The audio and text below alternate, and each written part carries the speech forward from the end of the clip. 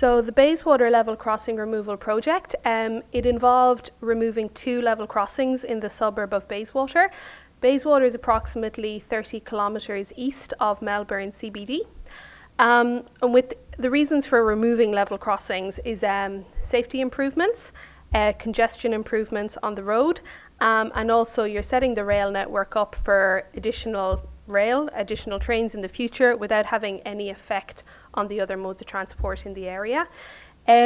Within the project itself, we had the 2 new road bridges with the rail running underneath. We constructed a new station, a bus interchange within the station, a new station car park, and there's also a large placemaking aspect to the Bayswater project in that we have improved the streetscape in the middle of the suburb. We've actually removed a lane in each direction on Mountain Highway, and we're after making the place a lot more friendly for pedestrians and cyclists and the people that live there. The project itself was delivered as an alliance project.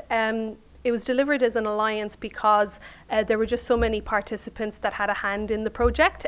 So we had various government departments involved, along with the private sector for the design construction and also the rail operator. And together all the participants share in the risk and the reward of getting the project built.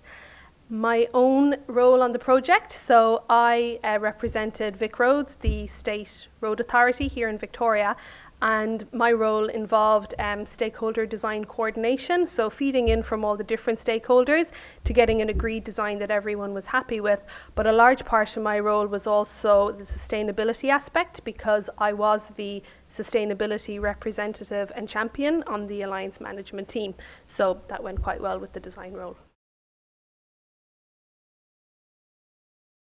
I think one of the real wins that Bayswater did achieve was how our org chart worked. My own role being in stakeholder coordination for design, along with having that sustainability element. It meant that sustainability and the ISCA rating, it was able to form part of many conversations, both at a detailed design level, but then also at a higher level at the alliance management team. So first of all, obviously understanding what sustainability was and what were those sustainable outcomes that we wanted on the project, and then ensuring that it was a topic in all the conversations where it needed to be. So I worked very closely with the sustainability lead on the project, and then together we were able to get some really good outcomes. I think a second real win was the fact that sustainability was a nominated key result area on the project. So along with more typical key result areas such as cost and time, sustainability was up there, and it was discussed with the larger project team very often. So everybody knew that it was an area of the project that we had to perform in. It wasn't just something that sat over in a corner with one specialist. And finally, at the very beginning of the project, 8 senior officers and management on the project went through the 2 days of this ISCA training. So people were a lot more informed about what ISCA was, what it entails and how you go about actually delivering it. So we had people from commercial, stakeholder, design, construction, operations, quality. Quite a few of us went through the training, so there was somebody in a lot of different disciplines in the project who understand what ISCA is, why we're doing it and what we're trying to get out of it. Challenge-wise, we were one of the first projects in Victoria to actually get an ISCA rating, so it was new to everyone. It was new to us leading it, and it was also new to a lot of the people designing and building it. There was just a lot of learning involved, a few mistakes made, but that is now being built on for future projects.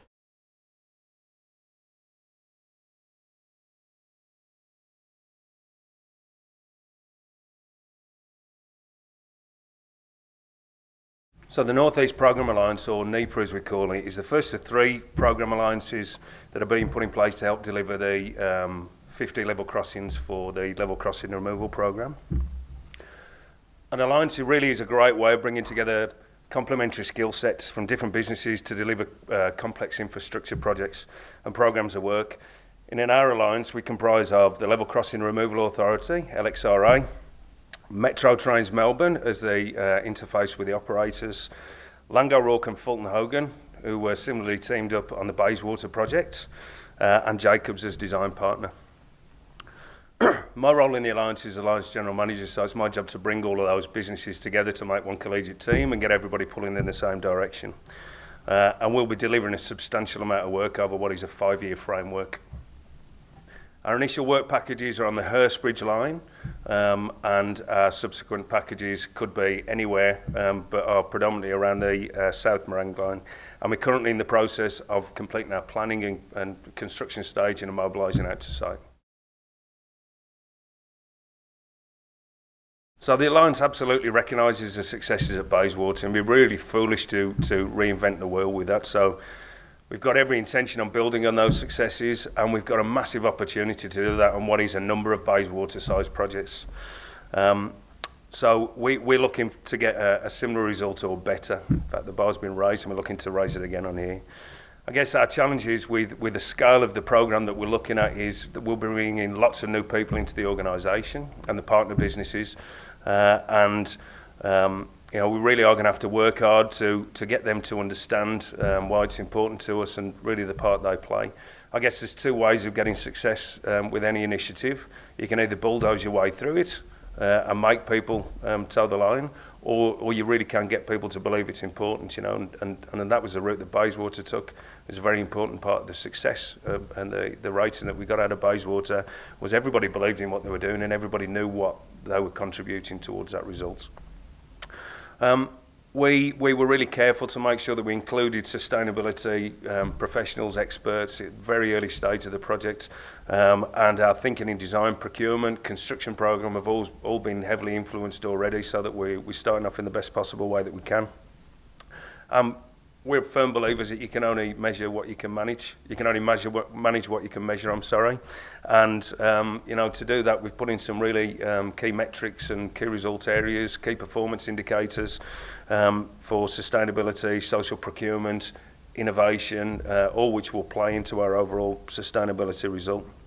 Additionally, we've taken the further step of voluntarily signing up to Victoria's Take 2 Climate Challenge initiative, and we're working really hard with local and state governments then to look at the priority initiatives and how we can work them into our project for an overall result.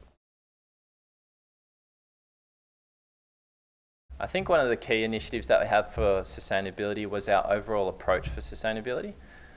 Rather than just focusing on the absolute minimum to get contract conditions or to meet sustainability targets, we really took a deeper focus on all elements of the rating tools, and we really created a broader piece for sustainability. It's what we call our ethical approach for sustainability. And by doing that, we actually came away with a broader sustainability result, and the performance results followed. Some of the other initiatives that we have for the project is based around our design and engineering team working extremely hard to implement initiatives and innovations in the design and delivery space. Some of the initiatives that I can talk you through today is the dewatering centrifuge unit, the surface water and rainwater harvesting tanks, LED lighting site-wide, subsurface drip irrigation, native and drought-tolerant plants. We even selected high-performing sustainability materials, such as asphalt with 30% recycled asphalt, and also concrete with 36% supplementary cementitious materials. So with these initiatives and the many others that we were able to implement on the ground, it created a combination of getting really good results for sustainability. Take the time at the very front end of the job to identify your challenges. If you can identify your challenges, you can set up the appropriate objectives to resolve those challenges, and you've really set yourself up a roadmap for success. Once you've set that roadmap, you could just basically need to get the team to follow that path, and the performing results should follow, followed by the rating results. Secondly is a tip to make sustainability easy to do for others.